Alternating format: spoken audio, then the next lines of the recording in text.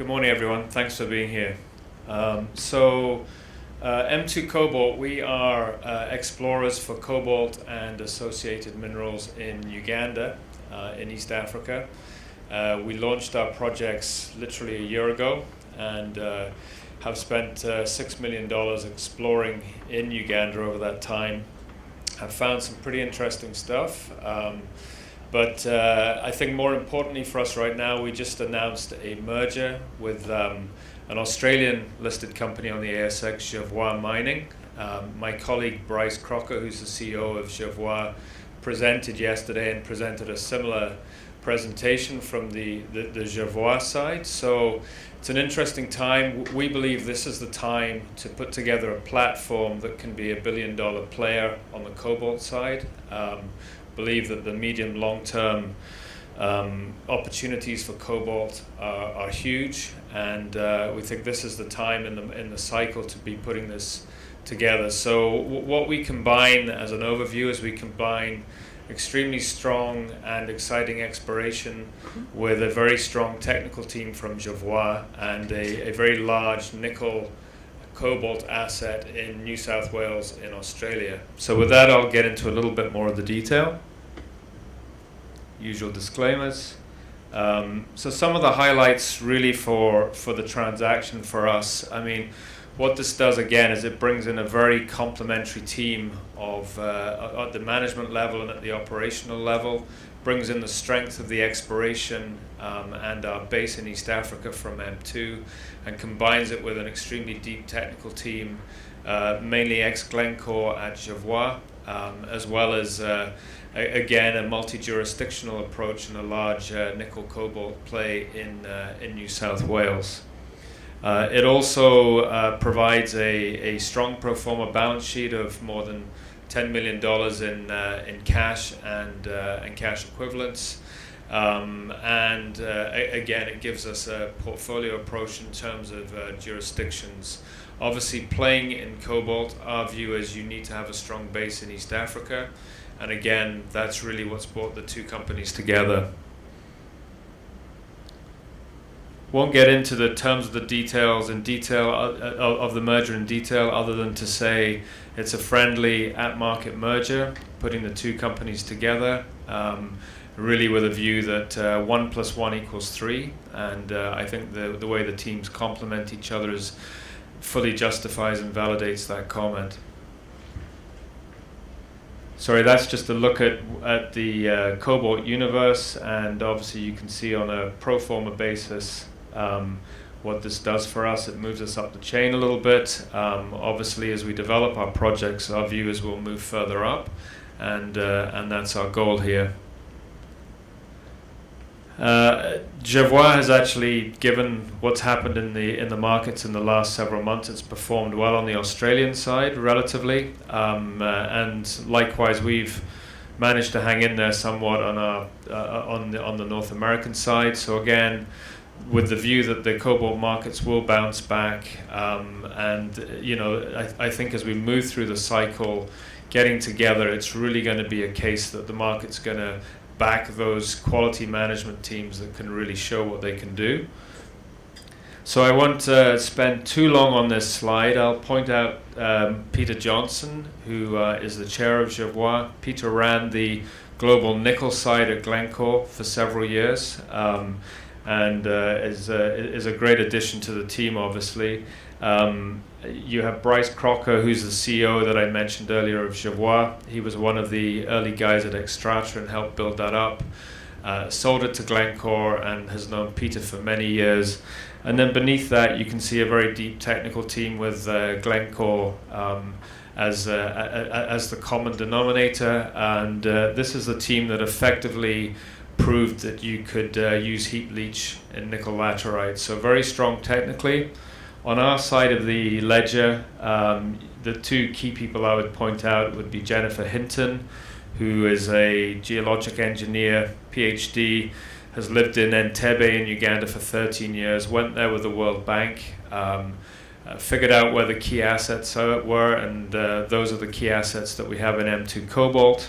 And then my other colleague there, Dean Bessera, who is a Canadian geologist of 25 years that's worked all over the globe and has made many discoveries across Africa on the copper and gold side, and he runs all our programs in country.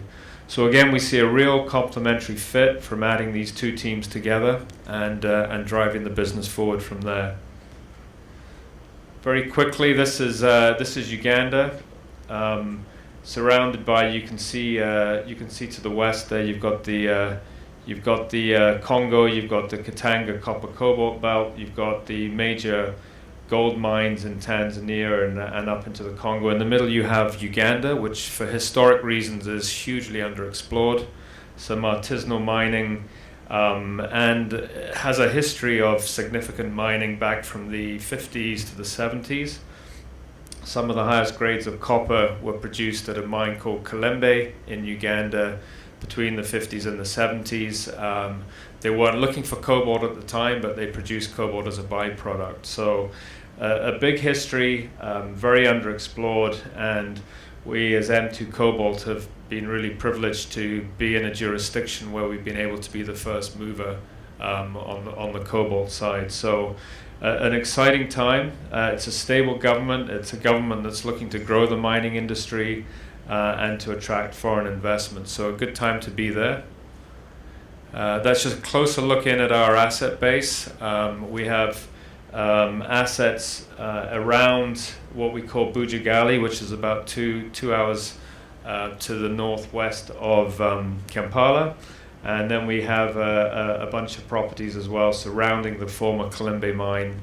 Again, where I said Falconbridge produced 15 to 20,000 tons of copper a year at 2% grade, and about 1,000 tons of cobalt a year. So again, significant history. We've done a major $6 million work program. We've found cobalt and copper up to 1.7% on the surface. And from an exploration side, we've moved through trenching and now are into the first phase of drilling. And the merger with Jervois provides us the capital and the momentum to keep building on that. And our goal for 2019 is to come up with the first major discovery in Uganda in decades. This again is a little bit more on the exploration side. Again, you can see where our assets are. So we will drill our nickel, copper, cobalt sulfide target that we have in our Bujagali assets this year. We're also drilling along a sediment-hosted copper cobalt target that we have also at Bujagali, which is very reminiscent of Katanga and provides a lot of potential there. And again, around the old Kalimba mine, as you can imagine, back in the 50s, 60s, and 70s, there were no modern exploration techniques. We've flown VTEM there. We will fly more VTEM. We will do downhole, and we will expand our initial drilling program. So again, on the exploration side for 2019, the goal is to come up with the next major discovery in Uganda. This is just an overview of the nickel cobalt asset that Jervois has in New South Wales.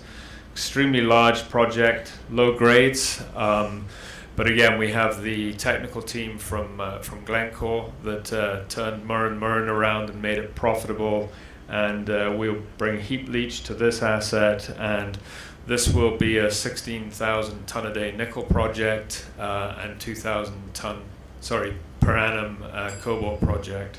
So great to have that solid asset underpinning the activities that we're doing in East Africa and other jurisdictions.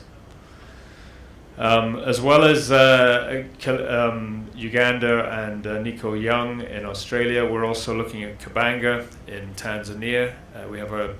We have a prospecting license application submitted. With the relationships that the team from Jervois has, we think now is a really interesting time to be looking at that asset, especially an asset that many people believe is the best nickel sulfide on the planet. And again, lots of people have concerns about Tanzania right now. We think for a company such as ourselves, that presents a unique opportunity. Another asset that is in the Jervois portfolio, they have a 5% stake in eCobalt. Very interesting opportunity there in Idaho, and again, these are projects that we're working on as we build this multi-jurisdictional company. And just to finish off, just very quickly, this is the old Kalimba Mine. Again, it was a major producer in its time, and there's an opportunity with this expanded technical team to position M2 and Jervois to take this mine on. It has a lot of tailings with high grade cobalt, and it also has significant potential in the old mine itself. So you'll see lots more from us in relation to this. And finally, there is also good infrastructure in Uganda. This is a cobalt refinery that was built in the late 90s to deal with the tailings from the Kalimba Mine. Offers significant opportunity in itself. It's currently 25% owned by the government and 75% owned by private equity. And again, this forms part of our discussions with the government. So as a trigger event, we really see 2019 to be a major year for us on the exploration side. But we also have the team now to really take advantage of some of the major opportunities that exist in Uganda and the rest of East Africa. Thanks very much for your time.